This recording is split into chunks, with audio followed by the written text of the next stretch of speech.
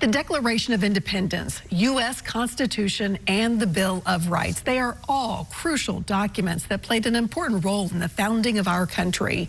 But should the 10 Commandments also be considered a founding document?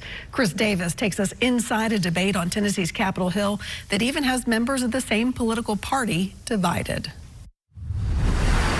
As Christians have their eyes on the cross this Holy Week, over at the state capitol, I hope all 147 school districts will do this to make sure our kids ask questions. Some lawmakers want to add something taught in Sunday school to our public schools.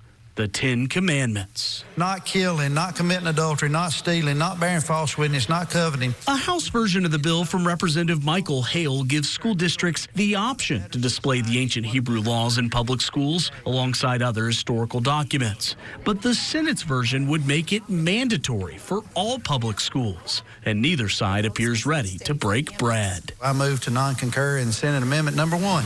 Without objection, we non-concur.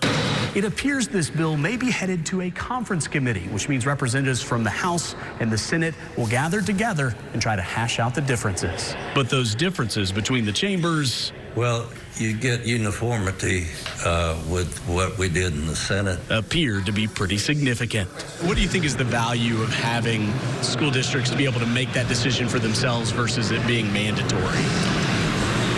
You know, Chris, I'm very much a guy that believes in local authority and letting the locals decide. They know their people better than anybody. I think that religion has a place, and it's simply not in schools. While Democrats believe neither chamber's option is right for Tennessee. I say these things as a Christian, that I know that if I actually followed the teachings of Christianity, I would not be putting these types of documents that are supposed to be sacred in a school building. Which means it may take conversations this Easter weekend and beyond. These are just good moral foundational. You know, if I practice those, you and I can have a great relationship. For lawmakers to reach a consensus. Look, I think at the end of the day, we'll go to conference and see what comes out. With photojournalist Dan Blommel, Chris Davis, News Channel 5. The Commandments bill isn't the only piece of legislation where the two chambers are on different pages. On the Education Freedom Scholarship expansion or vouchers, the Senate wants to fully double the program, while the House only wants to add 15,000 additional slots.